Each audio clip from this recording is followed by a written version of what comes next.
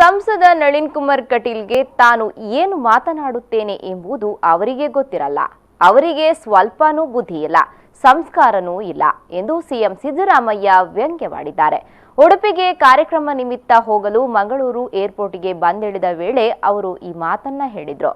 ಸಚಿವ ಪ್ರಮೋದ್ ಮಧ್ವರಾಜ್ ಬಿಜೆಪಿಗೆ ಸೇರುವ ವಿಚಾರ ಸುಳ್ಳು. ಮಧ್ವರಾಜ್ ತೇಜೋವಧೆ ಮಾಡೋಕೆ ಬಿಜೆಪಿಯವರು ಹಾಗೆ ಸುಳ್ಳು ಹೇಳ್ತಿದ್ದಾರೆ. ಇಮೇಜ್ ಹಾಳು ಮಾಡೋಕೆ ಇಂಥದ್ದನ್ನ ಹುಟ್ಟು ಹಾಕೋದ್ರಲ್ಲಿ ಬಿಜೆಪಿಗರು ನಿಸ್ಸೀಮರು ಎಂದು ವ್ಯಂಗ್ಯವಾಡಿದ್ರು. ಸಚಿವ ಪ್ರಮೋದ್ ಈ ಬಗ್ಗೆ 100 ಬಾರಿ ಸ್ಪಷ್ಟೀಕರಣ ನೀಡಿದ್ದಾರೆ ಎಂದರು. ಇನ್ನು ನನ್ನ ಜೊತೆ ಬೇಕಾದಷ್ಟು ಮಂದಿ ಬಿಜೆಪಿಯವರು ಸಂಪರ್ಕದಲ್ಲಿದ್ದಾರೆ, ಅವರೆಲ್ಲ ಕಾಂಗ್ರೆಸ್ಗೆ ಬರಲು ಮುಂದಾಗಿದ್ದಾರೆ ಎಂದ ಅವರು, ಇದರಲ್ಲಿ ಬಹಳಷ್ಟು ಜನ ಆರ್ಎಸ್ಎಸ್ನವರು ಇದ್ದಾರೆ ಎಂದು ತಿಳಿಸಿದ್ರು. ಬಿಜೆಪಿಯವರು ಬೇಕು ಅಂತ ಹುಟ್ಟಾಕ್ತಾ ಇದ್ದಾರೆ. ಅವರು ತೇಜೋವಧೆ ಮಾಡೋಕ್ಕೆ ಅವ್ರು ಯಾಕೆ ಹೋಗ್ತಾರೆ ಬಿಜೆಪಿಗೆ? ಈಗ ಪ್ರಮೋದ್ ಕಾಂಗ್ರೆಸ್ ಬಿಜೆಪಿಗೆ ಹೋಗ್ತಾರೆ ಅಂತ ಕೇಳಿದ್ರು.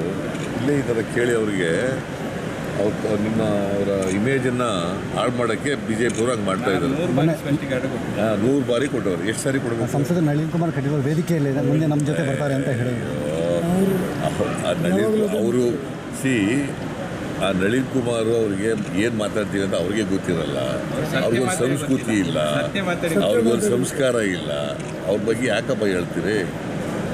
ನನ್ನ ಜೊತೆಲಿ ಬೇಕಾದಷ್ಟು ಜನ ಬಿ ಜೆ ಪಿ ಇದರಲ್ಲಿದ್ದಾರೆ, ಎಂಥದ್ದು ಟಚ್ನಲ್ಲಿದ್ದಾರೆ. ನಾನು ಅವೆಲ್ಲ ಹೇಳೋಕ್ಕಾಗುತ್ತಾ?